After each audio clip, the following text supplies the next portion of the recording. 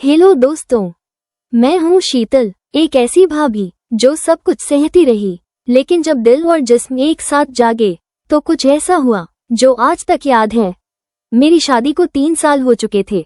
पीयूष मेरा पति एक सिंपल सा इंसान, लेकिन काम में इतना बिजी कि शादी में जो गर्माहट होनी चाहिए वो धीरे धीरे ठंडी पड़ती जा रही थी।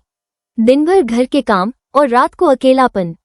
फिर एक दिन पीयूष ने कहा, मुझे 1 हफ्ते के लिए बाहर जाना है, सुनील कुछ दिन घर रुकेगा, तुम्हें अकेलापन नहीं लगेगा। मैं मुस्कुरा दी, लेकिन अंदर ही अंदर कुछ और ही मुस्कुरा रहा था। सुनील पीयूष का बचपन का दोस्त, लंबा, हैंडसम और आंखों में कुछ ऐसा था जो शब्दों से ज्यादा काम करता था। वो जब आया तो मैंने सादी सी साड़ी पहनी थी, लेकिन सुनील की नजरें सिर्फ मेरी आंखों पर नहीं थीं। मैंने चाय बनाई और वो सोफे पर आराम से बैठ गया। जैसे ही मैंने कप रखे, उसके हाथ मेरी उंगलियों को छू गए और उस एक टच ने मेरे जिस्म में कुछ हिला दिया। हम दोनों की आंखों ने बातें शुरू कर दी थी। मैंने जानबूझकर अपनी साड़ी का पल्लू थोड़ा ढीला किया और सुनील ने मेरी पीठ की तरफ देखते हुए कहा, भाभी आप बहुत स्ट्रांग लगती हैं, लेकिन कमर में दर्द रहता होगा, कोई मसाज कर देता है। मैंने मुस्कुराकर कहा, करता है, लेकिन असर नहीं होता। वो हंसा और बोला, अगर इजाजत हो तो आज मैं कोशिश करूं। मैंने बिना कुछ कहे तौलिया लिया और अपनी पीठ उसकी ओर कर दी। वो तेल लेकर आया और मेरी पीठ पर धीरे धीरे मलने लगा। उसके हाथों की गर्मी मेरी सांसों की रफ्तार बढ़ाने लगी। वो सिर्फ पीठ नहीं दबा रहा था, वो मेरे अंदर का सन्नाटा भी तोड़ रहा था।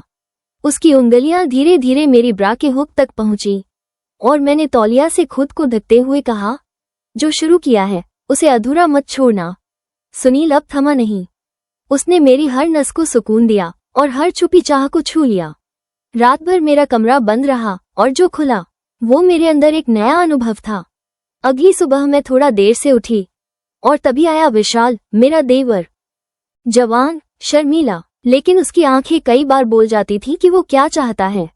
मैंने कहा, विशाल जरा कमर में बहुत दर्द है, तेल से मालिश कर दोगे? वो थोड़ा झिझका, लेकिन जब मैंने अपनी ब्रा ढीली की और पेट के बल लेट गई तो उसके हाथ खुद ब खुद तेल में डूब गए। उसने धीरे धीरे मेरी पीठ दबानी शुरू की और जब उसकी उंगलियां मेरी साइड से होकर सीने तक पहुंची तो मैंने सिर्फ इतना कहा, विशाल जहां जरूरत हो वहां रुकना नहीं। अब उसके हाथों में डर नहीं था, सिर्फ चाहत थी, और चाहत की कोई सीमा नहीं होती। उसके गर्म हाथ मेरी नंगी पीठ पर फिसलते रहे और मैं भी हर उस स्पर्श में खोती चली गई। वो धीरे से मेरे पास आया और जब मैंने उसके हाथ को अपने सीने पर रखा तो उसकी सांसें और मेरी धड़कनें एक हो गईं। फिर क्या था? उसकी उंगलियां, मेरा सीना, मेरा कमरा, सब उसके नाम हो गया। उसने मुझे ऐसे छुआ जैसे मैंने कभी चाहा ही नहीं था कि कोई छुए। फिर मैंने उसकी आंखों में देखा और कहा, आज तो सिर्फ देवर नहीं, एक मर्द है, और मैं सिर्फ भाभी नहीं, एक औरत हूँ। उस रात विशाल ने मेरी वो हर हद पार की जिसकी मैंने कभी कल्पना भी नहीं की थी।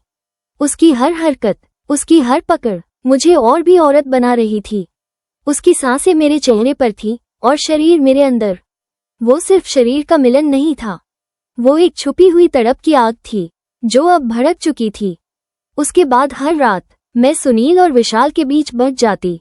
एक दिन सुनील आया, मैंने दरवाजा नहीं खोला। उसने पूछा, क्या हुआ भाभी? मैंने मुस्कुराकर कहा, आज तेरे हिस्से की मालिश किसी और के हाथों हो चुकी है। सुनील हंसा और बोला, तो क्या अब मेरा नंबर बुक नहीं है? मैंने आंख मारकर कहा, नेक्स्ट अपॉइंटमेंट सून डॉक्टर सुनील।